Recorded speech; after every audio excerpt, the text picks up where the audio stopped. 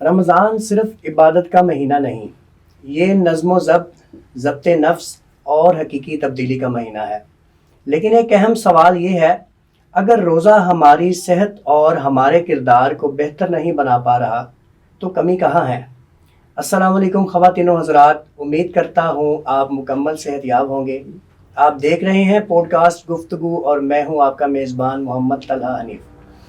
ہمارے ساتھ موجود ہیں ایک معزز شخصیت جو طبی معالج بھی ہیں اور عالم دین بھی ہیں۔ وہ ہمیں بتائیں گے کہ اسلام اور صحت ایک دوسرے کے مخالف نہیں بلکہ ایک دوسرے کی تکمیل کرتے ہیں۔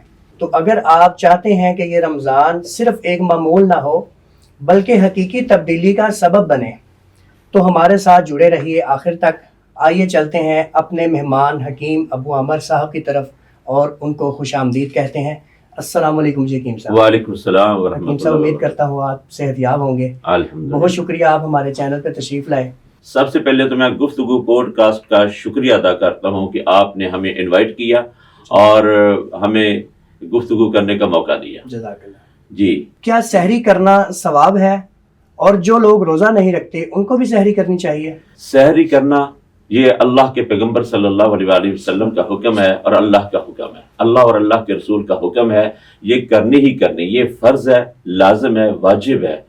اور جو شخص سحری نہیں کرتا وہ اللہ اور اللہ کے رسول صلی اللہ علیہ وآلہ وسلم کی کھلم کھلا نافرمانی کرتا ہے۔ جی، تو ایک بندہ روزہ نہیں رکھ رہا اس کے لیے بھی یہی حکم ہے کہ وہ بھی سحری کرے؟ ہاں، جو بندہ روزہ نہیں رکھ رہا، مثلا بچہ ہے، جی، اس پر روزہ فرض نہیں ہے، جی، بیمار ہے، جی، وہ روزہ اس پر فرض نہیں ہے، جی، اسلام نے اس کو رخصت دی ہے، جی، تو اس کو چاہیے کہ سحری کے کھانے میں شامل ہو جائے، جی، کیونکہ آپ صلی اللہ علیہ وآلہ وسلم نے اس کو برکتوں والا کھانا قرار دیا اور اس پر ایک نہیں، اس پر بے شمار سینکڑوں احادیث موجود ہیں۔ جی، جزاک اللہ۔ تو اس لیے سحری کے وقت آپ بچوں کو بھی اٹھائیں، بوڑھوں کو بھی اٹھائیں، جن لوگوں پر روزہ فرض نہیں ہے ان کو بھی ساتھ بٹھائیں۔ یہ برکتوں والے لقمے ہیں، اس کے ایک ایک لقمے کے اندر اللہ تعالیٰ نے برکت رکھی ہے۔ سبحان اللہ، سبحان اللہ۔ غسل جنابت کی حالت میں سحری کی جا سکتی ہے؟ جی ہاں، غسل جنابت کی حالت میں سحری کی جا سکتی ہے، بشرطے کہ اس سے پہلے وضو کر لیں۔ اگر غسل کے لیے ٹائم نہیں ہے، وقت نہیں ہے، جی، تو پھر کم از کم وضو کر لینا چاہیے۔ وضو کرنے کے بعد سحری کا کھانا کھا لیا جائے اور اس کے بعد غسل کر لیا جائے۔ سنت سے یہ چیزیں ثابت ہیں۔ تو اچھا یہ بتائیے گا، اگر روزے کی حالت میں کسی عورت کے ایام خاص شروع ہو جائیں تو اس کے لیے کیا حکم ہے؟ اس کو روزہ مکمل کر لینا چاہیے یا روزہ ٹوٹ جائے گا؟ روزے کی حالت میں اگر کسی خاتون کو پیریڈ شروع ہو گئے تو وہ روزہ ختم ہو گیا، وہ والا دن کا وہ روزہ شامل نہیں ہے، وہ شمار نہیں ہوگا، روزہ تو ختم ہو گیا۔ وہ کھائے پیے سب کچھ، کھانا پینا جو اس نے کھانا کھائے، وہ روزہ شمار ہی نہیں ہوگا۔ جب اس کی قضا دینا ہوگی تو وہ اس دن والا روزہ نئے سرے سے رکھنا ہوگا، الگ سے وہ روزہ رکھنا۔ یعنی رمضان کے بعد یا جب اس کی طبیعت ٹھیک ہو جائے گی ہاں، تو وہ روزہ جو ٹوٹ گیا ہے اس کا وہ مکمل روزہ رکھا مکمل جائے، بعد میں کرنا پڑے گا۔ بالکل وہ روزہ الگ سے مکمل روزہ ٹھیک ہے، رکھے گی۔ جی، وہ شامل ہی نہیں ہے رمضان کے ان ترتیب کے ساتھ جو روزے رکھے جا رہے تھے، وہ ان میں شامل نہیں ہوگا۔ ٹھیک ہو گیا۔ بلا شبہ وہ اگر افطاری سے 1 گھنٹہ پہلے ہی اس کا روزہ ٹوٹ گیا ہے جی، تو ایام شروع ہو گئے ہیں تو وہ روزہ ختم ہو گیا۔ جی، ٹھیک ہے۔ اچھا بتائیے گا، ہمارے ہاں ایک خاص مخصوص طبقہ ہے جو کہتا ہے کہ آپ روشنی میں ہی اپنا روزہ افطار کر لیتے ہیں، حالانکہ روزہ افطار اندھیرے میں کرنا چاہیے۔ وہ کہتا ہے آپ کا روزہ نہیں ہوتا اس سے، جیسے کہ ہمارے محمد انجینئر علی مرزا صاحب بھی اس طبقے کو اس چیز میں سپورٹ کرتے ہیں اور کہتے ہیں جی وہ ٹھیک کہتے ہیں کہ روشنی میں اندھیرا، جب تک روشنی ہے تب تک آپ روزہ افطار نہیں کر سکتے۔ وہ مغرب کی نماز کے بعد 15-20 منٹ بعد روزہ افطار کرتے ہیں، تو اس کے بارے میں تھوڑی سی رہنمائی فرمائیں۔ یہ بات سب سے زیادہ اللہ کے رسول صلی اللہ علیہ وآلہ وسلم سے جو چیز ہمیں ملتی ہے نا، جی، آپ صلی اللہ علیہ وآلہ وسلم نے ارشاد فرمایا بکر الافطار، جی، افطاری میں جلدی کرو، وأخر السحور، اور سحریوں کو لیٹ کرو، سحریوں کو تاخیر کرو۔ اور اس کی بعد احادیث میں یہ چیز، اس کی وضاحت بھی ملتی ہے کہ یہ یہودیوں کے روزوں سے مشابہت ہے۔ ٹھیک ہے، خالف اليہود والنصارى، یہودیوں اور عیسائیوں کی، نصرانیوں کی مخالفت کرو۔ ان کے ہاں کیا تھا؟ ان کے ہاں یہ چیز تھی کہ افضلیت جلدی سے جلدی سحری کرنے میں تھی، ٹھیک ہے، اور افطاری میں ان کے ہاں افطاری جتنا زیادہ لیٹ ہوگا ٹھیک ہے، وہ افضل ہے۔ ٹھیک ہے، جبکہ ہمیں حکم دیا گیا ہے کہ آپ صلی اللہ علیہ وآلہ وسلم نے فرمایا کہ میری امت ہمیشہ خیر پر رہے گی، بھلائی پر رہے گی جب وہ افطاری میں جلدی کرتے رہے گی۔ ٹھیک ہے، افطاری میں ہمیشہ جلدی ہونی چاہیے۔ اگر افطاری کا ٹائم ہو گیا، جس منٹ پر افطاری کا ٹائم ہے اسی منٹ پر ہی روزہ افطار کر لینا چاہیے۔ ٹھیک ہے، جتنی بھی مصروفیت ہو، کم از کم ایک گھونٹ پانی پی کر یا کھجور کھا کر جو بھی چیز کھانے والی یا پینے والی موجود ہے ٹھیک ہے، وہ استعمال کر لینی چاہیے، روزہ افطار کر لینا چاہیے اسی ٹائم پر، کیونکہ وہ لمحہ، وہ منٹ، وہ گھڑی جی، وہ برکت والی ہے، خیر والی ہے۔ بے شک، ہمارے ہاں یہ ایک رواج بن چکا ہے، لوگ کہتے ہیں جہاں سارا دن گزر گیا جی، وہاں اب 1-2 منٹ اور تاخیر کرنے، بھئی تمہیں کس نے اجازت دی ہے؟ جی، کیوں 1-2 منٹ؟ تم کیا لگتے ہو؟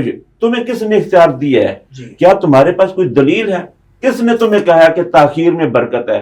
تمہیں پتہ نہیں ہے؟ اللہ کے پیغمبر علیہ الصلوۃ والسلام نے ہمیں جو پیغام دیا ہے وہ یہی تو دیا ہے کہ میری امت خیر پر رہے گی بے شک، جب تک وہ افطاری میں جلدی کرتے رہے گی۔ اور واضح طور پر آپ صلی اللہ علیہ وآلہ وسلم کے یہ الفاظ منقول ہے، صحیح احادیث کے اندر یہ چیز موجود ہے، بکر الافطار، افطاریوں میں جلدی کرو۔ جب اللہ کے پیغمبر صلی اللہ علیہ وآلہ وسلم کا یہ حکم موجود ہے اور آپ صلی اللہ علیہ وآلہ وسلم نے کبھی زندگی بھر تاخیر سے روزہ افطار کیا ہی نہیں تھا، ان ٹائم آپ علیہ الصلوۃ والسلام نے کیا، جی، تو پھر کون ہوتا ہے جو شریعت کی حدود کو ادھر ادھر ہلاتا ہے؟ جی، بالکل، کسی کو کوئی ایسی اجازت نہیں۔ جی، جزاک اللہ، بہت شکریہ، آپ نے بہت اچھا حتیٰ کہ ایک اور بڑی دلچسپ چیز میں آپ کی معلومات کے لیے شیئر کر دیتا ہوں، جی، سحری کے حوالے سے بھی میں نے اس سے پہلے ایک بات کی ہے کہ یہود و نصارہ کی سحریاں اور افطاریاں ہماری سحریوں اور افطاریوں کی مثل نہیں ہے۔ جی، ان کے روزے بہت سخت قسم تھے، ان میں جی، سختیاں بالکل، زیادہ تھیں۔ ان کے لیے افضل وقت وہ ہوتا تھا جتنا جلدی جو روزہ رکھے گا، سحری کھائے گا، ان کے لیے وہ افضل ٹائم ہے۔ اور روزہ سحری کھانے کے بعد، سحری کا کھانا کھانے کے بعد اگر کوئی شخص سو جاتا تھا جی، تو اس کا روزہ شروع ہو جاتا تھا۔ اچھا، ہاں جی، ان کا روزہ شروع ہو جاتا تھا۔ یہ حدیث میں یہ چیزیں، یہ واقعات ملتے ہیں۔ تو ہمیں جو حکم دیا گیا ہے کہ آپ صلی اللہ علیہ وآلہ وسلم نے فرمایا اخر السحور، سحریوں کو لیٹ کرو، جی، حتیٰ کہ سحری کا جو افضل ترین وقت ہے وہ آخری وقت ہے۔ اذان شروع ہونے سے، اذان جب سحری کا وقت ختم ہوتا ہے تو اذان شروع ہو جاتی ہے، جی، جی، جو ہی سحری کا وقت ختم ہو گیا اذان شروع ہو گئی۔ جی، اور یہ جو آخری آدھا گھنٹہ ہے جی، سحری کا، آخری لمحات، آخری لمحات، دوسرے لفظوں میں کہہ لیں کہ اذان شروع ہونے سے آدھا گھنٹہ، جی، یہ سب سے افضل ترین وقت ہے۔ اچھا، وہ افضل وقت نہیں کہ 2 گھنٹے کھانا کھا کے تے سو جاؤ یا ادھر ادھر، وہ افضل وقت آخری وہ آدھا گھنٹہ، آخری لمحات، ہاں۔ حتیٰ کہ اس چیز کا اندازہ اس حدیث سے ہو رہا ہے کہ رسول اللہ صلی اللہ علیہ وآلہ وسلم نے فرمایا کہ اگر سحری کا وقت ختم ہو گیا ہے، جو کھانا تمہارے ہاتھ کے اندر ہے جی، وہ ختم کر لو، اچھا، وہ مکمل کر لو۔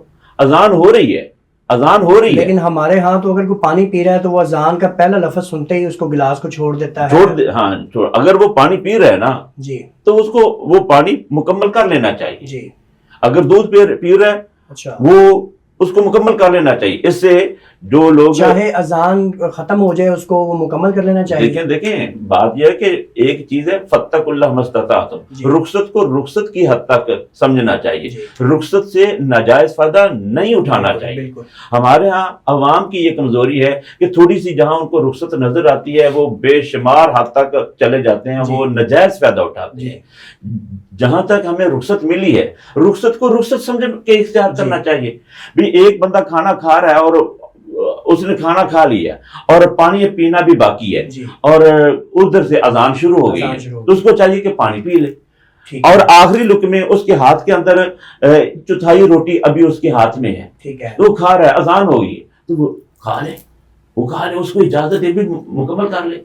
ٹھیک ہے، یہ ہمیں رخصت دی گئی ہے، یہ امت رخصتوں سے بھری ہوئی ہے، جبکہ ساری کی ساری سختیاں پہلے مذاہب پر تھی، ٹھیک ہے، اس ہمارے ہاں ہمیں تو پیکج اللہ اور اللہ کے پیغمبر نے اتنے زیادہ دے دیے، بے شک، بے شک، ہمارے بے پاس شک، تو سختی ہے ہی نہیں ہے، بے شک۔ اور جو حدود اللہ اور اللہ کے پیغمبر نے متعین کر دی ہیں ان حدود کے اندر رہنا چاہیے، نہ کہ وہاں سے نکلنا چاہیے۔ ہمارے تو ہاں یہ ہمارے ہاں تو وہ پنجابی کی مثال بھی ہے کہ کسی کو انگلی پکڑائیں تو وہ بازو پکڑ لیتے ہاں ہیں، جی یہی کام یہاں پہ ہو رہا ہے کہ تھوڑی سی اگر کنسیشن مل گئی ہے تو ہم اس کو مزید ڈیلے کر دیتے ہاں ہیں۔ جی اچھا حکیم صاحب یہ بتائیے گا کہ نماز تراویح فرض ہے، اگر کوئی شخص نماز تراویح نہیں پڑھتا تو کیا اس کا روزہ قبول ہوگا؟ دیکھیں، نماز تراویح الگ چیز ہے، ٹھیک ہے، روزہ الگ چیز ہے۔ ٹھیک ہے، یہ ایک کانسیپٹ بعض لوگوں کے درمیان پایا جاتا ہے نا جی، کہ جس نے نماز تراویح پڑھ لی ہے تو اس پر روزہ فرض ہو گیا ہے۔ جی، یہ بچپن سے ہم سنتے ہاں آ رہے ہاں ہیں۔ ہاں، یہ چیز پہ یہ کانسیپٹ سرے سے ہی غلط ہے۔ ٹھیک ہے، بھی روزہ تو فرض ہے ہی ہے، جی بالکل، تراویح فرض نہیں ہے، لیکن تراویح، نماز تراویح یہ اصل میں تہجد کی نماز کا ایک دوسرا نام ہے۔ ٹھیک ہے، یہ نماز تہجد ہے، تہجد کے ہی دوسرے الفاظ ہیں۔ اور یہ بھی اچھا، یاد رکھیں کہ نبی علیہ الصلوۃ والسلام سے صلی اللہ علیہ کہیں سے بھی یہ منقول نہیں ہے کسی جگہ پر بھی کہ آپ صلی اللہ علیہ وآلہ وسلم نے تراویح والے جن نفلوں کو ہم تراویح کا نام دے کر سمجھتے ہیں، سمجھاتے ہیں، تو نبی علیہ السلام نے یہ نوافل الگ پڑھے ہوں اور بعد میں تہجد کی نماز الگ پڑھی ہو۔ اچھا، یہ یعنی یہ دونوں ایک ہی ملا کے چیز، پڑھی ہیں۔ یعنی نماز تراویح یہ اصل میں دوسرے لفظوں میں، آسان لفظوں میں نماز تہجد ہی ہے۔ جی، ٹھیک نماز ہے، تہجد ہی ہے جس ٹھیک کو ہے۔ تراویح پڑھا جائے۔ اور اگر ایک بندہ نماز تراویح پڑھتا ہے اور وہ بعد میں یہ ذہن میں رکھے کہ میں اب نماز تہجد الگ پڑھوں گا، یہ سنت کے خلاف کام ہے۔ اچھا، ہاں جی، رسول اللہ صلی اللہ علیہ وآلہ وسلم سے 11 رکعتوں سے زیادہ ثابت ہی نہیں ہے، زیادہ سے زیادہ 2 رکعتیں ایک موقع پر آپ علیہ السلام نے مزید پڑھی ہیں، اس کے علاوہ آپ علیہ السلام نے آپ علیہ السلام سے ثابت ہی نہیں۔ امی عائشہ رضی اللہ تعالیٰ عنہ فرماتی ہیں کہ رسول اللہ صلی اللہ علیہ وسلم رمضان اور غیر رمضان میں جو نماز پڑھتے تھے وہ 11 رکھتے تھے، ٹھیک اور ہے، وطروں سمیت 11 رکھتے ہیں۔ اچھا، ہاں جی، تو اصل میں وطر ہی وہ ساری نماز کو طے کر دیتی ہے۔ ٹھیک ہے۔ اچھا، تراویح لمبی ہو جائے تو لوگ شکایات کرنا شروع ہو جاتے ہیں، یہ پرابلم دین میں ہے یا ڈسپلن میں ہے؟ یہ بھی بہت ہی اہم سوال ہے، بڑا پیارا آپ کا یہ سوال ہے۔ یہ میں بھی اس چیز کو اٹھاتا ہوں اور مجھے یقیناً میرے دل کو یہ لائک کرتا ہے۔ اچھا، آج ایک قاری صاحب نے ایسی بات میرے سامنے کی تو وہ کہنے لگے کہ میں نے اپنی مسجد میں کیا کی ہے، میں پورا پارا پڑھنے نہیں دیتا قاری صاحب کو۔ اچھا، ہاں جی، وہ کہتے ہیں کہ میں نے صرف 2 پیج 3 پیج یہ قاری صاحب کو کہا کہ اتنے پڑھ، اور گیدرنگ اتنی زیادہ ہوگی، لوگ شوق سے ہماری مسجد کا ہاتھ بھر گیا۔ وہ کہتے ہیں میرے سے پہلے جو قاری صاحب تھے انہوں نے پورا پارا پڑھنا شروع کیا تھا تو اس سے لوگوں کی گیدرنگ کم ہو گئی، لوگوں کا رجحان کم ہو گیا۔ دیکھیں بات یہ ہے کہ جہاں نوجوان طبقہ ہے، صحت مند طبقہ ہے، جی، وہاں 2 پارے بھی اگر پڑھ لیے جائیں تراویح میں تو کم ہے۔ جی بالکل ایسے ہی ہے۔ اور میں الحمدللہ اپنے دونوں بیٹوں کا سنتا ہوں قرآن مجید، ماشاءاللہ، اور 8 تراویح میں دونوں بیٹے 1 پارہ مکمل کرتے ہیں۔ ماشاءاللہ، 4 رکعتوں میں ایک بیٹا ایک پارہ۔ 1 پارہ مکمل کرتا ہے، دوسرا بیٹا دوسری 4 رکعتوں میں مکمل کرتا ہے، اور میں اور میرے اہل و عیال پیچھے وہ سن رہے ہوتے ہیں۔ الحمدللہ ہمیں ہمت ہے، لیکن ایک اور ہمارے رشتہ دار وہ ہمارے ساتھ کھڑا ہو گیا، وہ 1 دن ہی آیا، دوبارہ نہیں آیا وہ۔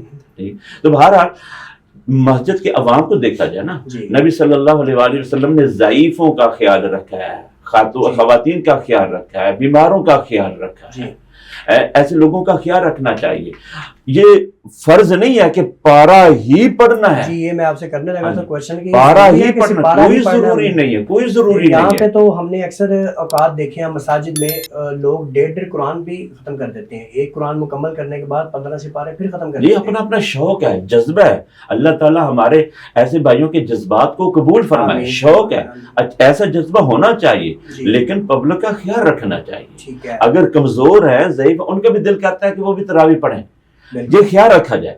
اگر ایسے لوگ زیادہ ہیں تو ان کو موقع دینا چاہیے، ان کو یا تو ان کے لیے الگ انتظام کر دیا جائے جی، کہ یہ بیماروں کا امام الگ ہے، یہ آدھے گھنٹے کے اندر اندر یہ امام صاحب تراویح پڑھا دیں گے۔ اور یہ تو اور ممکن بھی نہیں ہے۔ ہاں دیکھیں، جن کو شوق زیادہ ہے ان کے لیے 1 پورا پارہ بالکل، ہونا چاہیے، بالکل، یا اس کو ویسے بھی قرآن مجید کے جو 30 پارے ہیں، یہ تقسیم رسول اللہ صلی اللہ علیہ وسلم نے تو نہیں کی تھی۔ آپ صلی اللہ علیہ وآلہ وسلم نے قرآن مجید کی صورتوں کی ترتیب یہ مکمل کروائی تھی. پاروں کی تقسیم آپ علیہ الصلوۃ والسلام نے مکمل نہیں کی تھی, بلکہ یہ حجاج بن یوسف کے زمانے میں تدوین قرآن کی کمیٹی, علماء کرام, صحابہ کرام, تابعین موجود تھے, ان کی کمیٹی بنی تھی. انہوں نے یہ اعراب لگائے تھے اور اس طرح جو قرآن مجید کے بہت سارے انہوں نے کام کیے تھے. تو انہوں نے یہ مائنڈ کیا, سوچا تھا کہ ایک مہینے کے اندر قرآن مجید مکمل ہونا چاہیے. تو انہوں نے قرآن مجید کو 30 حصوں میں ڈیوائیڈ کر دیا. اچھا, قرآن مجید کو 30 حصوں میں تقسیم کر دیا گیا. دیکھیں, پارا عربی زبان کا لفظ نہیں ہے, بلکہ پارا فارسی زبان کا لفظ ہے. اور ہمارے ہاں جو لفظ بولا جاتا ہے سپارہ بولا, یہ اصل میں یہ بھی فارسی زبان کا لفظ ہے. سی مین 30. اچھا, پارا پیس, ٹکڑا, حصہ, جز. عربی میں پارے کے متعلق لفظ جز بولا جاتا ہے. سی پارا ایک, اگر آپ کے پاس آپ کے ہاتھ میں 30واں پارا ہے تو آپ کہتے ہیں میرے پاس سی پارا ہے. مراد 30واں حصہ قرآن مجید کا. اگر آپ کے پاس تیسرا پارا ہے یا دوسرا پارا ہے, ایک پارا, باقی 29 پارے الگ ہے. آپ نے صرف ایک پارا جو بچے لے کر بیٹھتے ہیں تو آپ اس کے متعلق لفظ بولتے ہیں سی پارا, میرے پاس سی پارا. یعنی مراد یہ ہے کہ یہ 30واں حصہ میرے ہاتھ میں ہے, باقی 29 حصے اس کے الگ ہے. اس لحاظ سے یہ سی پارا کا لفظ بولا ہے. اور ایک لفظ ہے پارا, یہ فارسی زبان کا لفظ ہے. اور جبکہ عربی میں پارا کا لفظ نہیں بولا جاتا, بلکہ جز کا لفظ بولا جاتا ہے. اور اسی طرح یہ حجاج بن یوسف کے زمانے میں یہ کام ہوا تھا کہ پبلک کی آسانی کے لیے کہ روزانہ اتنا حصہ اگر تلاوت کیا جائے تو ایک مہینے کے اندر قرآن مجید مکمل ہو جائے. جیسا کہ وہ حدیث شریف میں ہے کہ ایک مہینے کے اندر قرآن مجید مکمل ہونا چاہیے. ٹھیک ہے, تو اس کی پوری تفصیل حدیث میں موجود ہے, میں اس طرف خیر نہیں جانا چاہوں گا.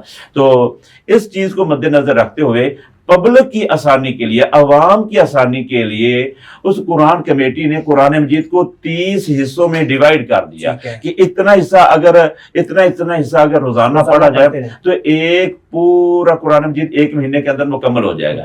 یہی وجہ ہے کہ پہلے پارے کے اندر جتنے الفاظ ہیں دوسرے پارے میں بھی اتنے ہی الفاظ ہیں. اچھا, تیسرے پارے میں بھی اتنے ہی, چوتھے, پانچویں, حتیٰ کہ 29واں پارا وہ سب سے بڑا ہے. اچھا, اس کے اندر 2 اوراق زیادہ ہیں. اور 30واں پارا وہ بھی بڑا ہے, اس کے اندر بسم اللہ الرحمن الرحیم یہ زیادہ آنے کی وجہ سے, ہاں جی, زیادہ بڑے 29واں پارا اور 30واں پارا, ان کے الفاظ زیادہ ہیں. ان کے علاوہ باقی سارے قرآن مجید کے الفاظ تقریباً پورے. ٹھیک ہے. اچھا, بعض لوگوں کے نزدیک اور کتب میں آتا ہے کہ یہ جو عراب ہیں یہ حضرت عثمان غنی کے دور میں لگے تھے. سیدنا عثمان غنی رضی اللہ تعالیٰ عنہ کے زمانے میں قرات پر بڑا کام ہوا تھا. اچھا, قرآن مجید کے نسخوں پر بڑا کام ہوا تھا. کمیٹی اس زمانے میں بنی اور کام ہوتا رہا وقتاً فوقتاً. ایک زمانے میں کام سارا کمپلیٹ مکمل نہیں ہو, کام چلتے ہی رہا ہے. بہرحال صحابہ اکرام کے زمانے میں ہی قرآن مجید کے یہ کام ہوئے ہیں. ٹھیک ہے, چلیں, جزاک اللہ, آپ نے بڑے سال لفظوں میں سمجھایا. اچھا, یہ بتائیے گا کہ آج کل مسلمان بھوک سے تو پرہیز کر لیتا ہے لیکن حرام کی کمائی سے پرہیز کیوں نہیں کرتا؟ اس لیے نہیں کرتا کہ اس کے دل میں اللہ کا ڈر نہیں ہے. جب اس کے دل میں یہ اللہ کا ڈر پیدا ہو جائے, احساس پیدا ہو جائے نا, مجھے میرا اللہ دیکھ رہا ہے جی, تو پھر وہ یہ کام کبھی بھی نہیں کرے گا.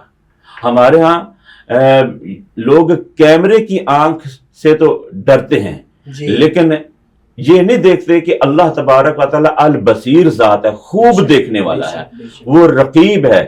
الرقیب ہے, وہ خوب بڑی سخت کڑی نگرانی کرنے والا. ہمارا ایک ایک عمل اللہ تعالیٰ دیکھ رہا ہے, ہمارے ایک ایک حرکت کو اللہ تعالیٰ جانتا ہے, ہمارے دل کی خواہشوں کو اللہ تعالیٰ جان رہا ہے, ہماری نیتوں کو, ہمارے ارادوں کو, ہمارے دل کے اندر جو ارادے جو سوچیں پیدا ہونی, ہماری سوچوں کو اللہ تعالیٰ جانتا ہے, ہمارے خیالوں کو اللہ تعالیٰ جانتا ہے, ہمارے خوابوں کو اللہ تعالیٰ جانتا ہے.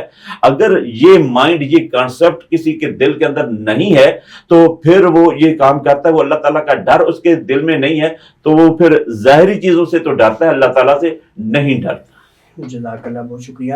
اچھا, یہ بتائیے گا کہ یہ بڑا اہم آپ سے سوال کرنے لگا ہوں کہ رمضان المبارک کے مہینے میں شیطان تو قید ہوتا ہے, تو پھر ہم سے گناہ کون کرواتا ہے؟ رمضان بہت مبارک پیارا میں بھی ہم سوال ہے گناہ آپ کرنے کا سے یہ. باز نہیں آتے تو ہاں، ہمیں ہاں. گناہ کون کرواتا ہے؟ ہاں جی، کہ شیطان تو قید ہوتا ہے تو انسان سے گناہ کون کرواتا ہے؟ جی پہلی تو بات یہ ہے کہ سارے شیطانوں کو مقید کرنے کی بات کہیں نہیں آتی.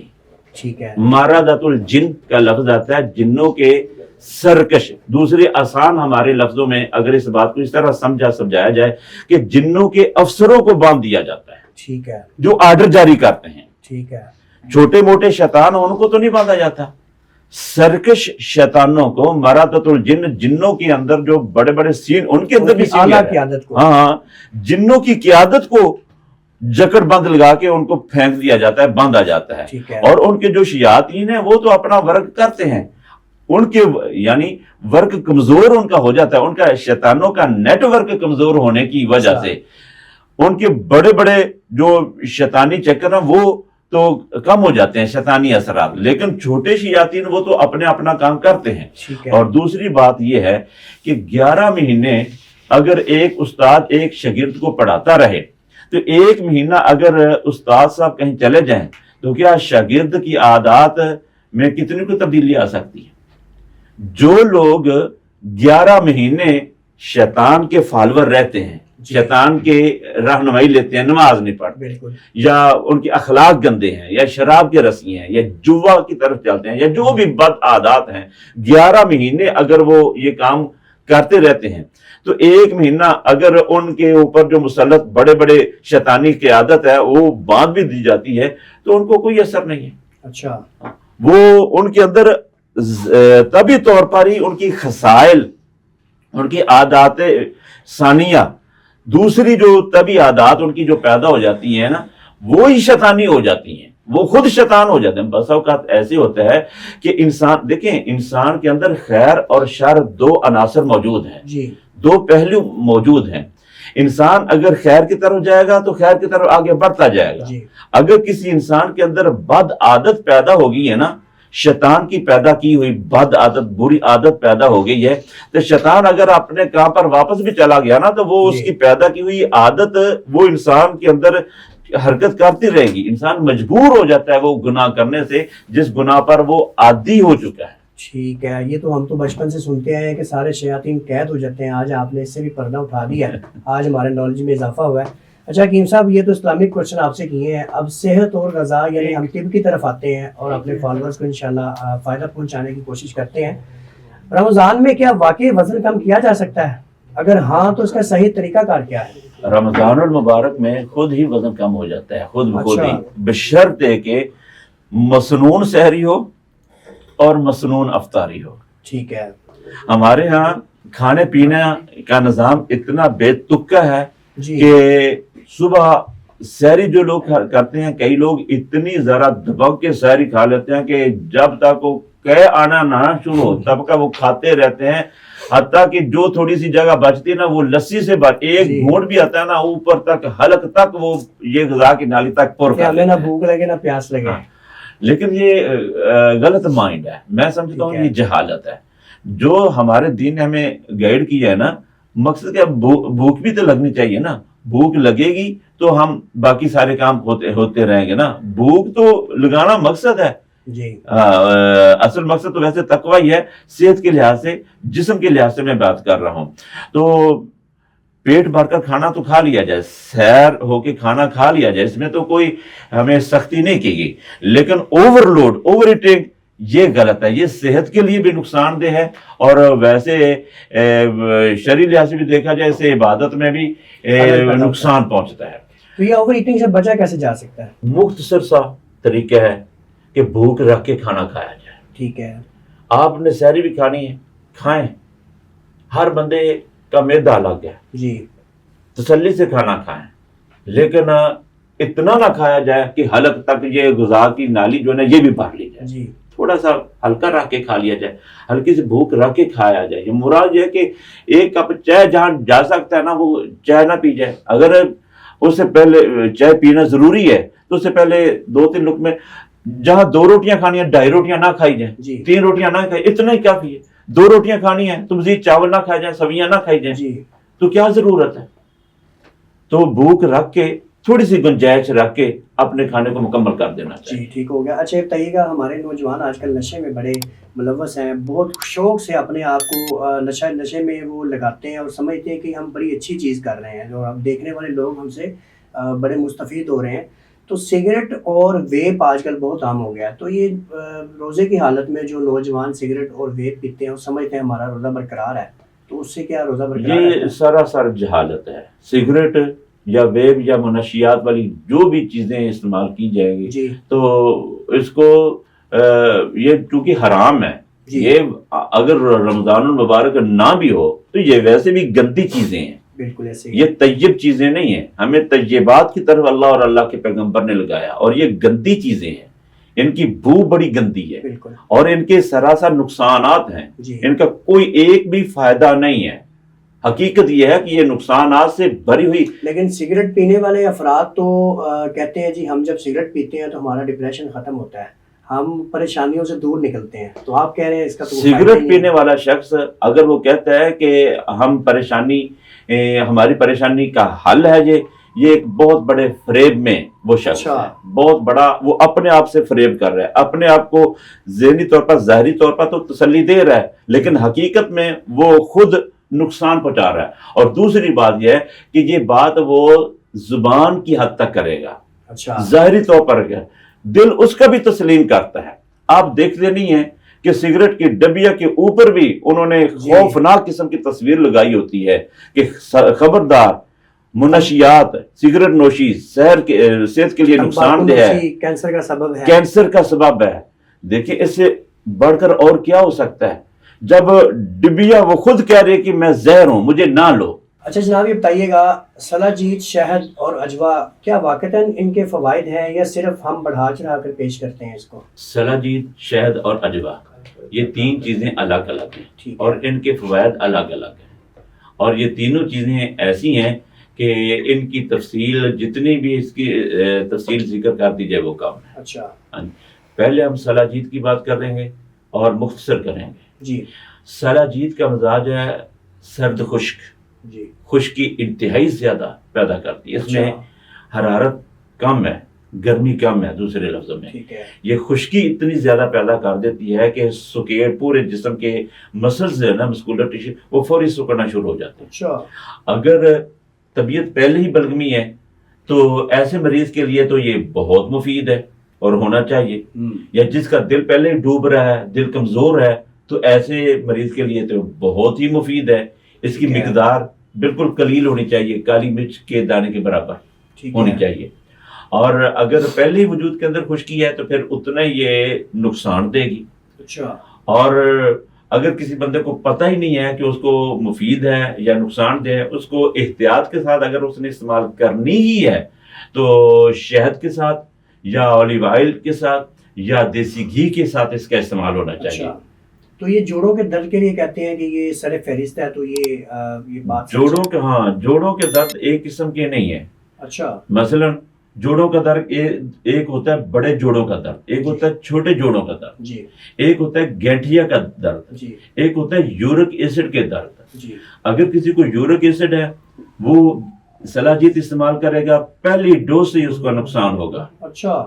اگر کسی کو گینٹھیا ہے وہ جوڑوں کے درد کا علاج اگر سلاجید کے ساتھ کرے گا، اس کو پہلی ڈوز ہی بتائے گی کہ اس کو کتنا نقصان پہنچ رہا ہے.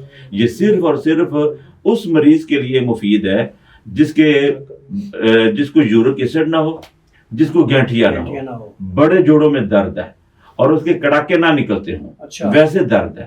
اور عموماً ایسے مریض بلغم کے مریض ہوتے ہیں. علامت یہ ہے کہ عموماً ایسے مریضوں کے بلڈ پریشر لو رہتے ہیں، جسم سست رہتا ہے، گول مٹول سا جسم ہوتا ہے یا بھاری بھرکم وجود ہوتا ہے. تو یا ان کو بلغم، وائٹ قسم کا بلغم آتا رہتا ہے، یا منہ میں لعاب زیادہ آتا رہتا ہے، یا ان کو لوز موشن زیادہ لگتے رہتے ہیں. موشن اسہال، ڈائریا والی کیفیت آئے دن بنی رہتی ہے. اور ساتھ اس کی وجہ سے، ان عوارض کی وجہ سے، ان علامات کی وجہ سے جوڑوں میں درد ہے. یہ اس کیٹیگری کے جوڑوں کے درد کے لیے مفید ہے، نہ کہ ہر قسم کے جوڑوں کے درد کے لیے سلاجید، بلکہ بعض صورتوں میں بہت نقصان دہ ثابت ہوتی ہے. اور رہی بات شہد کی، شہد کے متعلق تو اللہ تعالیٰ نے ارشاد فرمایا فیہ شفاء للناس، اس میں لوگوں کے لیے شفا ہے. باقی طبی نقطہ نظر سے پھر دیکھا جائے گا کہ کون سا شہد کتنی مقدار میں کس مریض کے لیے اس کی ڈوز کتنی ہے اور کس طریقے سے اس کو استعمال کیا جائے. اگر آپ نے بطور دوا استعمال کرنا ہے شہد تو پھر مرض کے اعتبار سے کسی بھی مستند اچھے معالج کے مشورے سے وہ استعمال کریں. اگر آپ نے شہد کو بطور غذا استعمال کرنا ہے تو پھر آپ کرتے رہیں. ٹھیک ہے. پھر آپ ڈیلی روٹین میں شہد استعمال کرتے ہیں. اگر آپ کو کچھ پتہ ہی نہیں چلتا کہ میرے لیے کیا صورتحال ہے کہ میں نے شہد کیسے استعمال کرنا ہے تو ایسے شخص کے لیے ضروری ہے کہ وہ پھر سب سے زیادہ اللہ کی کتاب پر ایمان رکھے. فیہ شفاء للناس، اس میں لوگوں کے لیے شفا ہے، میرے رب نے مجھے کہا ہے. اور اس کے لیے شہد کا خالص ہونا ضروری ہے. شہد کا اور بہترین شہد چھوٹی مکھی کا متصور کیا جاتا ہے، اس میں لطافت زیادہ ہوتی ہے، وہ استعمال کریں. اور بڑی مکھی کا شہد بھی فارم کا نہ ہو، اوریجنل ہو، آزاد مکھی کا شہد ہو. اور پھر وہ ساری چیزیں کھانا بند کر دیں. اس کو صرف شہد ہی استعمال کرنا چاہیے. اور اللہ کی کتاب پر ایمان رکھتے ہوئے کہ اگر اللہ نے کہا ہے نا، اللہ تعالیٰ نے کہا ہے اس میں شفا ہے اور میں نے شفا ہی لینی ہے، پکا ارادہ کیا ہے، میں نے کچھ نہیں کھانا، وہ صرف شہد استعمال کرتا رہے، اس کا جو بھی مرض ہے وہ ختم ہوگا. حتیٰ کہ وہ مہینہ دو جب تک اس کا وہ مرض ختم نہیں ہوتا وہ شہد ہی استعمال کرتا ہے. یہ شوگر کے مریض منوں کے حساب سے، ہاں منوں کے حساب سے شہد ختم کر لے، سیروں شہد استعمال کرے. وہ پھر یہ نہیں ہے کہ چمچ چمچ کھائے اور پھر کہہ لو جس میں تو شفا نہیں ہے. ضرور، کیونکہ شہد کیا چیز ہے، اس نے پورے خون کی طہارت کر دینی ہے، پورے خون کی دھلائی کر دینی ہے، پورے خون کی صفائی، پورے خون کو شفاف کر دینا. جہاں پر جو کچرا جتنا پڑا ہوا ہے اس کو اس نے سارا نکالنا ہے، فضلات کو، سارے فضلے کو باہر نکالنا. تو کاربن جہاں بھی بنی ہے، کاربن ڈائی آکسائڈ وہی تو بیماری کا باعث بنتی ہے، اس نے وہ ساری ختم کرنی ہے. اور بسا اوقات ہے اس کاربن کو ختم کرتے کرتے مہینہ 2 مہینے لگ جاتے ہیں. جب کوئی اور چیز کھانی نہیں ہے، صرف شہد ہی لینا ہے، تو پھر شہد کو کام کرنے کا موقع دیا جائے. پھر شفا نہ ہو تو پھر کہنا. اچھا، میرا سوال یہ تھا کہ شوگر کے جو مریض ہیں وہ شہد استعمال کر سکتے ہیں؟ جی، شوگر کے مریض شہد استعمال کر سکتے ہیں یا نہیں کر سکتے. شوگر کا مریض دیکھیں، شوگر بھی ایک قسم کی نہیں ہے.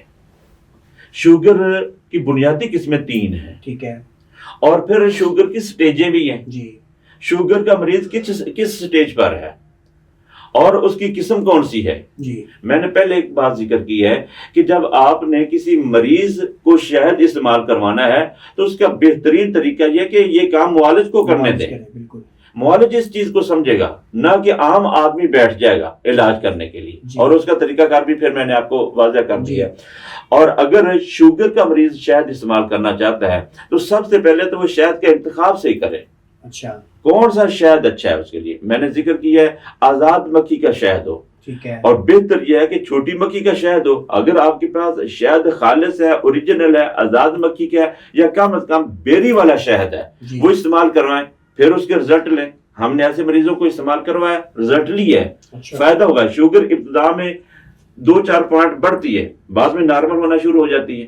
جی. اور جبکہ عام جو ہمارے ہاں لوکل شہد زیادہ معروف ہے، جو پالتو مکھی کا ہوتا ہے، اور وہ بھی شہد کی کوالٹیز پر ڈیپینڈ کرتا ہے. لو کوالٹی کے شہد 700 سے لے کے 1000 1215 ہاں لو ترین کوالٹی کا شہد جو جس کے اندر وہ چیز نہیں، وہ توانائی نہیں ہے، وہ قوت نہیں ہے، وہ اس کے اندر وہ نمکیات نہیں ہے، وہ چیزیں نہیں ہیں جو ایک آزاد مکھی کے اچھے والے شہد کے اندر ہونے چاہیے. یہ والا شہد اگر شوگر کا مریض کھائے گا تو اس کو نقصان ہوگا. اچھا، جن لوگوں کو شوگر ہے وہ رمضان المبارک میں کون سا فروٹ استعمال کر سکتے ہیں؟ شوگر کا پیشنٹ پہلے تو دیکھا جائے گا کہ اس کی شوگر کس نوعیت کی ہے. جی. اور یہ کام صرف اور صرف معالج کرے گا. جی. معالج کو یہ کام کرنا چاہیے. وہ مریض کو دیکھ کر تجویز کرے کہ اس کے لیے کون سا پھل اس کے لیے بہتر ہے. ٹھیک ہے. میں نے پہلے ذکر کیا کہ شوگر کی ایک قسم نہیں ہے، کم و بیش 3 قسمیں ہیں اور اس کی سٹیجیں کئی ہیں. ٹھیک ہے. مریض کی کیفیت کو دیکھنا چاہیے نا کہ اس کی کیفیت کیا کہتی ہے، اس کے مطابق اس کو فروٹ مفید رہے گا یا ڈرائی فروٹ مفید رہے گا. جو اس کے لیے مفید ہوگا وہی اس کو لگا دیا جائے. لیکن عام جنرل طور پر اگر آپ پوچھیں کہ ایک کوئی ایسا پھل میں بتاؤں جو شوگر کے تقریباً تمام مریضوں کے لیے مفید ثابت ہو جی۔ وہ پپیتا ہے. اچھا، پپیتا استعمال جو مرضی کرتا رہے، اس کا کوئی سائیڈ ایفیکٹ کسی مریض کو نہیں ہے؟ کچھ بھی نہیں. ٹھیک ہے. اچھا بتائیے گا کہ تیزابیت کے جو مریض ہیں وہ فروٹ چاٹ کھاتے ہیں تو ان کا جو معدہ ہے وہ بڑا وزنی ہو جاتا ہے، ان کو بڑی پرابلم ہوتی ہے، تو ان کے لیے کیا متبادل ہے فروٹ چاٹ کے علاوہ؟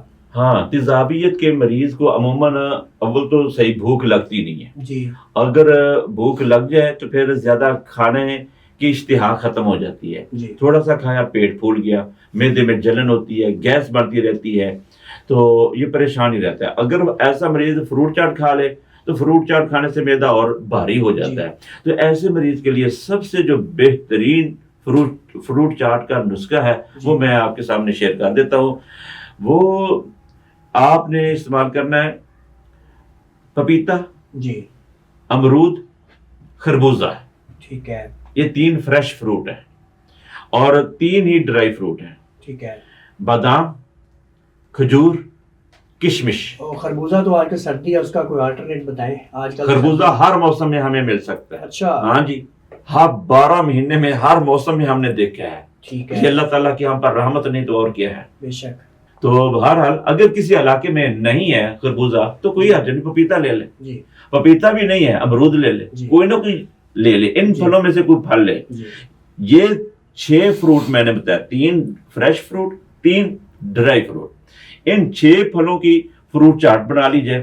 مزید اس کا ذائقہ بہتر بنانے کے لیے وہ انرجیل ڈال لیں اچھا. تو کوئی حرج نہیں. اچھا حکیم صاحب، جو لوگ گھر سے دور ہوتے ہیں وہ بہت مجبور ہوتے ہیں، جن لوگوں کا گھر میں رہن سہن نہیں ہے، کسی مجبوری سے گھر سے باہر ہیں، وہ باہر سے بلا ناغہ کھانا کھا رہے ہیں، ناشتہ کر رہے ہیں دوپہر رات، تو ان لوگوں کو بھی اسٹمک بڑی پرابلم ہو رہی ہے. تو ان لوگوں کا کوئی ایسا حل بتائیں کہ وہ باہر سے کھانا کھانا بھی ان کی مجبوری ہے اور معدے کی تیزابیت، جلن، ان سب چیزوں سے وہ محفوظ بھی رہیں. جو لوگ گھر سے دور ہوتے ہیں وہ بڑے مجبور ہوتے ہیں. آپ کا جملہ بڑا دل کو لگا ہے، واقعی یہ بات ایسی ہے. اور ہر وہ شخص جو گھر سے دور ہے وہ واقعی مجبور ہے. گھر اپنا گھر تو اپنی جنت ہے. اللہ تعالیٰ ہر کسی کو اپنا گھر عطا فرمائے اور اپنے گھر میں اپنی فیملی کے ساتھ رہنے کی توفیق عطا فرمائے، یہ مہربانی فرمائے. تو واقعتاً باہر کے کھانے کھا کے معدے کا ستیہ ناش ہو چکا ہوتا ہے. تو اس کا حل اگر ایسے کسی شخص نے کرنا ہو تو اس کو چاہیے، میں تو عموماً ایسے لوگوں سے کہتا ہوں کہ آپ ایک کام کریں، اجوائن دیسی، جی خشک پودینہ، سونف، سبز الائچی، ٹھیک ہے. یہ 4 چیزوں کا مرکب تیار کر لیں. ٹھیک ہے. اجوائن دیسی، خشک پودینہ، سونف، یہ تینوں چیزیں برابر وزن ہو. ٹھیک ہے.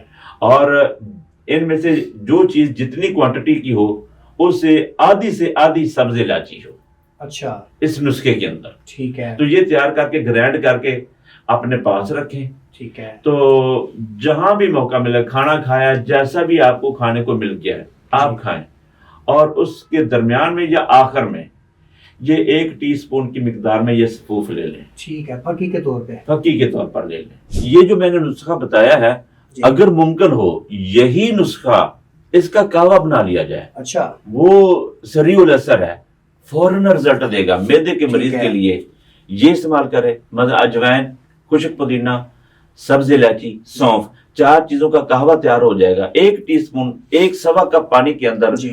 اس کا قہوہ بنا کے استعمال کر لے. یہ تیزابیت، معدے کی جلن، گیس وغیرہ سب کے لیے بے ضرر ہے، اس کا کوئی نقصان نہیں. اور ہر قسم کا پیشنٹ اس کو بلا جھجک استعمال کرے، جتنا مرضی، جتنی مرتبہ مرضی استعمال کرے، اس نے فائدہ ہی دینا ہے.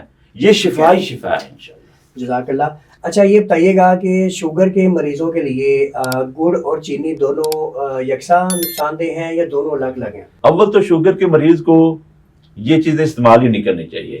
چینی تو نقصان دہ ہے ہی ہے اپنی جگہ پر، جی. لیکن ہمارے ہاں جو گڑ تیار ہوتا ہے جی. وہ بھی اتنا اچھا تیار نہیں ہوتا. جی. لوگ گڑ کی وائٹنس پر جاتے ہیں اور بنانے والے وائٹنس کو مد نظر رکھ کر اس کو وائٹ بنانے کے لیے اتنا کچھ ڈال دیتے ہیں اس کے اندر، وہ چینی کے لیول تک پھر چلا جاتا ہے. تو بہرحال یہ ہے کہ اگر تو کیمیکل سے پاک جو بھی چیز ہے وہ مٹھاس اس کو اختیار کرنا چاہیے. اور اس کے لیے سب سے بہتر میں چاہتا ہوں کہ اگر ایسے مریض نے اگر مٹھاس ہی لینی ہے نا، وہ کھجور کی مٹھاس لے لے یا کشمش کی مٹھاس سے فائدہ اٹھا لے. اگر اس نے فائدہ اٹھانا ہی ہے ٹھیک ہے، یہ بہت اچھا آپ نے گائیڈ کر دیا ہے. اچھا یہ بتائیے گا کہ صحت کے متعلق ابھی کچھ کوشچن ہمارے باقی ہیں. عمران خان صاحب روزے کی حالت میں عصر کی نماز کے بعد واک کرتے ہیں، ایکسرسائز کرتے ہیں، تو کیا یہ صحت کے لیے فائدہ مند ہے؟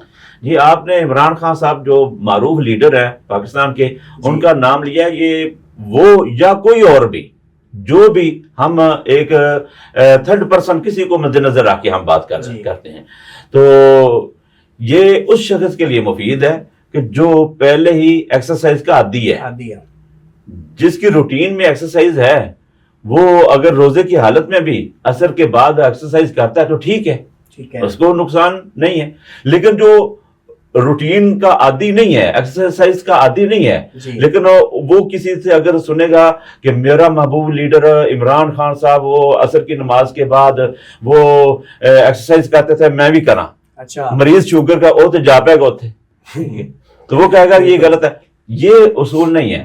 دیکھا جائے اگر طبیعت اس چیز کی اجازت دیتی ہے تو ٹھیک ہے، اور روٹین ہونی چاہیے. رمضان کے علاوہ بھی جو بندہ ایکسرسائز عام دنوں میں کرتا ہے وہ رمضان المبارک میں بھی کرے. اس کو کھیلنا چاہیے، یہ ایکسرسائز ہے. اس کو مختلف گیمیں کرنی چاہیے، بیڈمنٹن کھیلنا چاہیے، کرکٹ یا جو بھی ہاکی وغیرہ جو کھیلنا چاہیے، ہلکی پھلکی گیم ہونی چاہیے تاکہ اعضاء وہ حرکت میں رہیں، تو ٹھیک ہے، صحت کے لیے مفید ہے. اچھا جزاک اللہ، بہت شکریہ. بتائیے گا کہ 8 9 سال 10 سال کی عمر میں، حتیٰ کہ ہم نے کچھ بچے ان سے بھی بڑے دیکھے ہیں جو اتنی عمر ہونے کے باوجود بستر میں بھی پیشاب کرتے ہیں، ان کے مثانے کی کمزوری ہے یا کیا وجہ ہے؟ یہ عموماً بچوں کے مثانے کمزور ہوتے ہیں. ٹھیک ہے. ان کے جو مسکولر ٹیشوز ہیں، جو مسلز ایکٹیو ہو کے پیشاب کو روکے رکھتے ہیں، تو وہ بس اوقات کمزور ہوتے ہیں. اس چیز کو بہتر بنانے کے لیے مرغی کا انڈا، انڈے کی زردی، دیسی مرغی کے انڈے کی زردی یہ زیادہ بہتر ہے. زردی ہی استعمال کروائیں. ایسے مریض کو، ایسے بچے کو اگر آپ یورین کو کنٹرول کرنا چاہتے ہیں، دیسی مرغی کے انڈے کی زردی بلا ناغہ روزانہ استعمال کروائیں. ٹھیک ہے. اور اس سے مزید اس کو مزید بہتر بنانا ہے تو دار چینی، لونگ، 2 چیزوں کا کہوا ایک ٹائم پلا دیں، دوپہر کو یا شام کو. اگر کسی کا زیادہ مسئلہ ہے تو 2 ٹائم یا 3 ٹائم استعمال کروایا جا سکتا ہے. لیکن یاد رکھیں بچوں کے لیے لونگ دار چینی کا کہوا زیادہ دیر تک مفید نہیں رہتا. ٹھیک ہے. ہاں جی، اس کی مقدار تھوڑی ہونی چاہیے. یا پھر اگر چونکہ یہ ایک فاسٹ کہوا بنتا ہے، اگر پلانے والے سمجھدار ہیں، ان کا کچھ تجربہ ہے کاموں کا، تو ٹھیک ہے. اگر تجربہ نہیں ہے تو پھر وہ اس سے بھی سمپل چیز پر آئے. وہ کیا؟ کالے تیل لے لیں، وہ استعمال کریں، یا وائٹ تیل اگر مل جائے تو وہ بھی استعمال کریں. بھنے چنے یہ استعمال کروائیں. مکئی کی روٹی کھلائیں. ٹھیک ہے. پالک ساگ کے ساتھ کھلا دیا کریں. تو یہ چیزوں، ان چیزوں کا استعمال زیادہ ہو تو فائدہ ہے. السی کی پنیاں بنا دیں، وہ بھی ٹھیک ہے.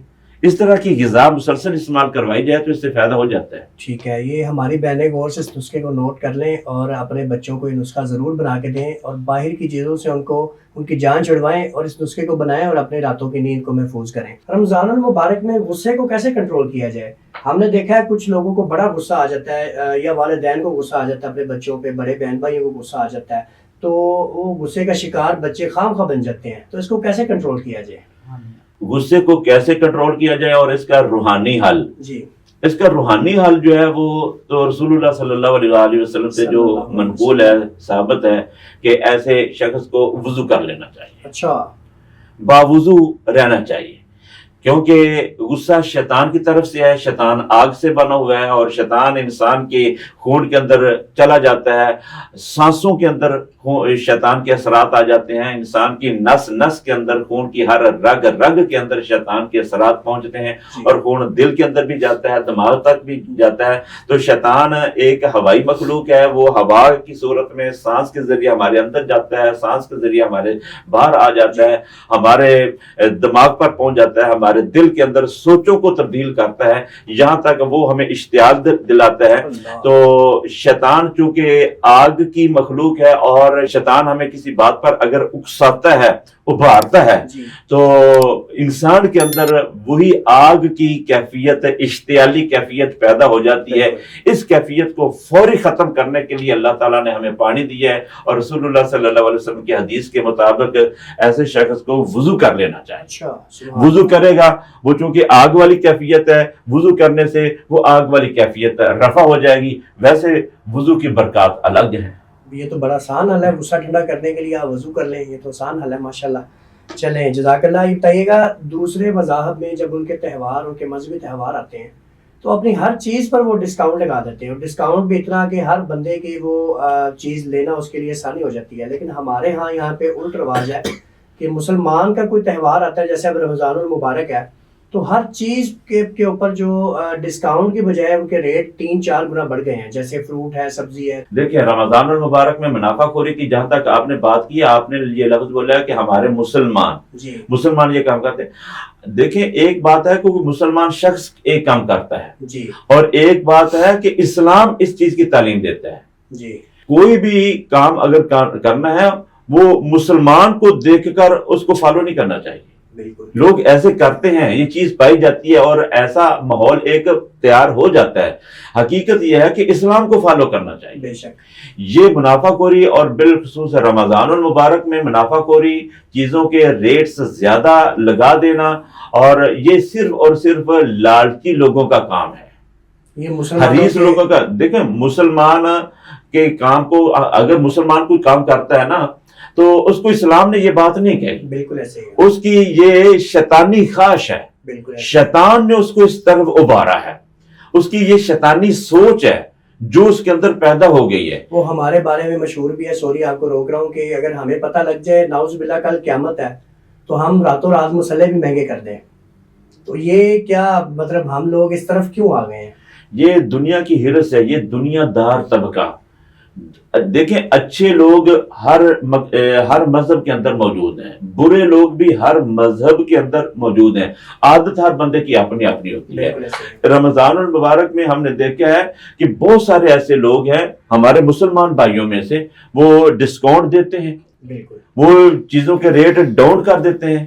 میرے خود دواخانے پر کئی لوگ ایسے آتے ہیں کہ میں خود کہتا ہوں چلو یار جیسے آپ کا دل چاہتا ہے نا، کوئی حرج نہیں. اگر کوئی 2000 کی میڈیسن بن رہی ہے وہ کہتا ہے میں نے 1000 میں، کوئی حرج نہیں. ٹھیک ہے. ہم نے ایسے کئی لوگوں کو ہم نے دیکھا بھی ہے، ایسے ہوتا ہے. تو آپ سارے لوگوں کی اوور آل، کیونکہ آپ نے ایک ماحول ہمارے پاکستان کا دیکھا ہے، اور پاکستان چونکہ پوری دنیا میں اس حوالے سے بدنام ہے، تو یہ چونکہ اوپر والی سطح سے لے کر نیچے والی سطح تک آوے کا آوا ہی بگڑا ہوا ہے. اوپر والی سطح سے قیادت سے لے کر پبلک تک ہر بندے نے چھرا ہی رکھا ہے، جہاں کسی کا رینٹ ڈلتا ہے نا وہ لگایا رکھتا ہے. لیکن تربیت غلط ہے. یہ تو الحمدللہ ہمارا دین ہماری تربیت کرتا ہے نا، ہمارا تزکیہ کرتا ہے، تو بہت زیادہ الحمدللہ اصلاح ہے. اصلاح والا طبقہ بھی آپ کو ملے گا، اور دنیا دار لالچی حریص طبقہ جن کی اصلاح کی بہت زیادہ اشد ضرورت ہے، وہ طبقہ بھی بہت زیادہ ہے، کیونکہ جہالت عام ہے. بالکل ایسے ہی ہے. اچھا بتائیے گا کہ صاحب ایک ڈاکٹر اگر چیک اپ کی فیس 5000 روپے لے رہا ہے، اور اس کو پتہ بھی ہے کہ یہ ہر بندہ افورڈ نہیں کر سکتا، تو کیا یہ اس کی کمائی حلال ہے یا وہ حرام کما رہا ہے؟ دیکھیں اس کو اختیار ہے. اگر وہ 5000 یا 5000 سے زیادہ اگر فیس لے رہا ہے تو وہ اس کو اختیار ہے، مل لے سکتا ہے. اگر کوئی کہتا ہے کہ اس کی کمائی حرام ہے، کیوں حرام ہے؟ وہ ڈاکٹر اس نے دیکھا ہے کہ اس کا فن اتنا مہنگا ہے، وہ اتنے لاکھ روپے لگا کے اتنی مہنگی اس نے تربیت لی ہے، ٹریننگ لی ہے، اس نے اتنے بڑے بڑے ہیوی کورس کیے ہیں، اور وہ اپنے فن کی بیس پر وہ جو مشورہ دیتا ہے، جو بات کرتا ہے، اور وہ ٹو دی پوائنٹ اس کا رزلٹ نکلتا ہے. آپ دیکھتے ہیں کہ اگر اس کو چھوڑ کر کسی اور معالج کے پاس جائیں اور اس کی میڈیسن یا اس کی ہدایت پر عمل کرتے ہیں تو آپ کا 1,00,000 روپیہ لگ جاتا ہے، مریض کو فائدہ بھی نہیں ہوتا. اگر آپ کسی اچھے معالج کے پاس جائیں، اس سے مشورہ لیں، اس کے مشورے کی فیس 5,000 روپے اگر آپ پے کرتے ہیں تو اس نے جو میڈیسن لے کر دینی ہے وہ ہو سکتا ہے 5,000 کی بھی نہ ہو. ٹھیک ہے. یہ زیادہ بہتر ہے. ہمیشہ اپنی صحت کے لیے کسی بھی اچھے معالج کا انتخاب کرنا چاہیے، لوکل معالج سے علاج نہیں کروانا چاہیے. ٹھیک ہے جزاک اللہ. اچھا یہ بتائیے گا کہ سوشل میڈیا پر عبادات کو دکھانا، مثلا تراویح پڑھنا پڑھانا، اس کو دکھانا، اور روزہ رکھنا، افطاری کے اوقات کار دکھانا، یہ سب ریاکاری نہیں ہے؟ ریاکاری کا انحصار نیت پر ہے. اچھا. اگر تو کسی کے دل کے اندر یہ نیت ہے کہ لوگ میری آواز کو سنیں اور آش کر اٹھیں، لوگ کہیں، جی، تو پھر تو یہ ریاکاری ہوگی. اگر کسی کے دل میں یہ بات ہے کہ میں قرآن سناؤں تاکہ میرے شاگرد میرے جیسا لہجہ وہ بھی اختیار کریں، جی، میرے طلباء، میرے سٹوڈنٹس وہ بھی، اور لوگوں کو بھی فائدہ پہنچے، جی، اور اللہ تبارک و تعالیٰ مجھے توفیق دے میں اچھا قرآن پڑھ کے لوگوں کو سناؤں، اچھا، اور اس کا مقصد صرف اور صرف اللہ کی رضا اور ترغیب، نیکی کی طرف ترغیب دلانا ہے، اس کی نیت اچھی ہے، تو پھر ریاکاری نہیں ہے. اچھا، پھر کوئی حرج نہیں ایسی صورت میں. چلیں، جزاک اللہ. اچھا، آج کل جوانوں میں دل کے دورے بڑے عام ہوتے جا رہے ہیں. ہم نے دیکھا ہے پہلے مطلب کہ 50 سال 40 سال کی عمر کے بعد لوگوں کو دل کے دورے پڑتے تھے، اب 25 سال 30 سال کے لوگوں کو بھی دل کے دورے پڑتے ہیں. تو اس کے پیچھے کیا وجوہات ہو سکتی ہیں؟ اس کی بڑی وجہ یہ ہوتی ہے کہ ڈپریشن، انزائٹی اور جذبات پر قابو نہ رکھنا، خواہشات زیادہ ہونا لیکن اس کے اسباب نہ ہونا، تو یہ ساری چیزیں اس میں آ جاتی ہیں. اچھا. تو بعض اوقات ڈپریشن اس قدر بڑھ جاتا ہے، بعض اوقات ڈیمانڈ اس قدر بڑھ جاتی ہے، بڑوں کا دباؤ ہوتا ہے، ایسا شخص عموماً سٹریس کا مریض بن جاتا ہے، اس کی خواہشات کا رخ کہیں اور ہوتا ہے، بڑے اس کو کہیں اور اس کا رخ موڑنا چاہتے ہیں. ایسے غلط ہے. ہمارے ہاں اس چیز کا بہت زیادہ فقدان ہے. ہمیشہ بچوں کی تعلیم و تربیت ان کے رخ کو دیکھ کر کرنی چاہیے. اور ایک وقت اگر بچہ کسی بڑی چیز کی خواہش کر رہا ہے تو اس وقت تو بچے کو خوش کر دینا چاہیے وقتی طور پر، ٹھیک ہے، اس کو دلی طور پر خوش کر دینا چاہیے. لیکن جو ہی اگلا ماحول بدل جائے، مجلس بدل جائے، تو پھر بچے کی ذہن سازی کر دینی چاہیے. میں یہ سمجھتا ہوں اس میں کہ اگر بچے کی مرضی کے مطابق کام کیا جائے تو میرے خیال سے کامیاب بھی ہوتا ہے اس کام میں. یعنی یہاں پہ ہم نے دیکھا ہے کہ ایک بچہ اگر پڑھائی میں کچھ اور کرنا چاہ رہا ہے، ماں باپ اس کو اپنی مرضی سے پڑھائی کروا رہے ہیں. میرا یہ ماننا ہے کہ اگر بچے کی مرضی کی پڑھائی کروائی جائے تو شاید وہ اس پہ وہ زیادہ بہتر ہے. جی. بچے کا مائنڈ دیکھا جائے، اس کا مطمع نظر کیا ہے، بچے کا مائنڈ کس طرف زیادہ چل رہا ہے، اس کو اس طرف چلاؤ نا. بالکل. جس طرف ہوا کا رخ ہو اس طرف اگر آپ بھاگیں گے تو آپ کی دوڑ تیز ہو جائے گی. اگر آپ مخالف سمت پر چلیں گے یا کسی کو چلائیں گے تو تھکاوٹ پیدا ہوگی.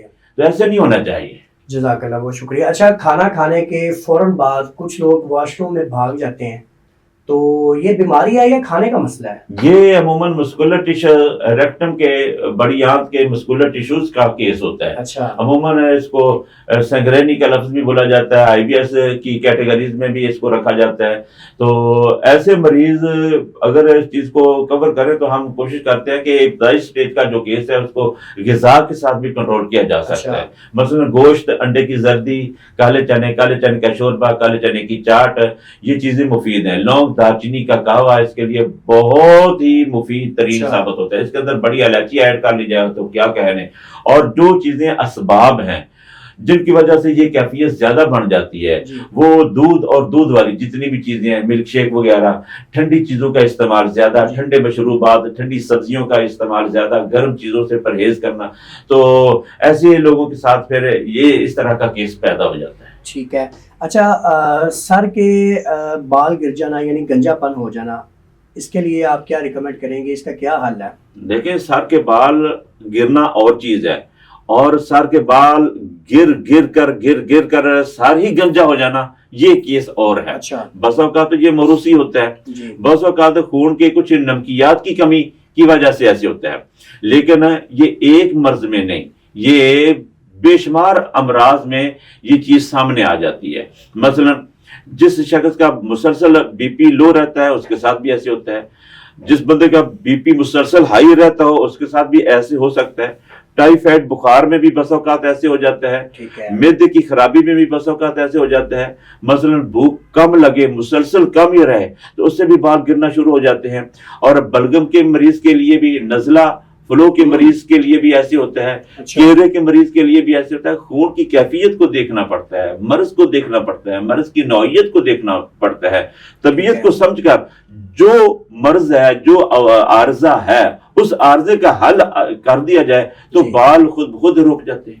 جزاک اللہ. یعنی اس کا بہتر حل یہ ہے کہ اپنے طبی معالج کو ہاں جی تاکہ جو مرض ہے اس کا علاج ہونا چاہیے اور مرض کے شروعات میں دکھایا جائے. ہم لوگ لیٹ کرتے ہیں، دیری کی، وہ پھر ہمیں نقصان ہوتا ہے الٹا اس کا. ہاں بس اوقات ایسے ہوتا ہے کہ طبی معائنہ کرنے کے بعد، چیک اپ کروانے کے بعد بندہ فٹ ہوتا ہے، اس کے باوجود بھی اگر سر کے بال گر رہے ہیں تو اس کے لیے کوئی نہ کوئی مناسب آئل استعمال کر لینا چاہیے. اس کے لیے کوئی کم از کم اگر بادام ہی کھائے جائیں مسلسل تو اس سے بھی فائدہ ہوگا. اچھا حکیم صاحب، آپ کچن کے نسخے بتانے میں ماشاءاللہ بڑے مشہور ہیں، تو آپ ہمیں یہ بتائیں کہ کچن سے کوئی ایسا نسخہ بتائیں کہ ہمارا بڑا ہوا جو پیٹ ہے اس کو ہم کیسے کنٹرول کر سکیں. بڑی ہی آسانی سے آپ کنٹرول کر سکتے ہیں. اچھا، آپ اجوائن دیسی لے لیں، ٹھیک ہے، خشک پودینہ لے لیں، میتھرے لے لیں. جی، میتھرے یہ چھوٹے چھوٹے جو بیج ہوتے ہیں، یہ 3 چیزوں کا یا تو سفو بنا لیں، پاؤڈر بنا لیں، مکس کر کے رکھ لیں. 1 ٹی اسپون صبح، 1 دوپہر، 1 شام بطور میڈیسن استعمال کریں. جی، اگر آپ کے پاس ٹائم ہو تو اسی چیز کا قہوہ بنا کے استعمال کریں. اچھا، لیکن ایک بات یاد رکھیے گا، دودھ والی جتنی بھی چیزیں ہیں وہ ساری کی ساری آپ نے بند کر دیں. ٹھیک ہے، دہی، لسی، چائے، چاول یہ بالکل آپ نے بند کر دیں. ٹھیک ہے، اور سب سے بہتر صورت یہ ہے کہ آپ چاول پر 100% بریک لگا دیں. ٹھیک ہے، اور اس سے بھی اگلے درجے کی بات یہ ہے کہ آپ نے روٹی بھی نہیں کھانی. اچھا، تو روٹی بھی بند کریں. اگر آپ گارنٹی کے ساتھ کہتے ہیں نا، یہ بات میرے سے پوچھنا چاہتے ہیں، لو کوئی بھی میڈیسن نہ کھائیں، آپ کی کچن والی چیزوں کے اندر رہ کے میں آپ کے بڑے سے بڑے موٹاپے کا علاج کر دوں گا آپ کو. اچھا، وہ کیسے؟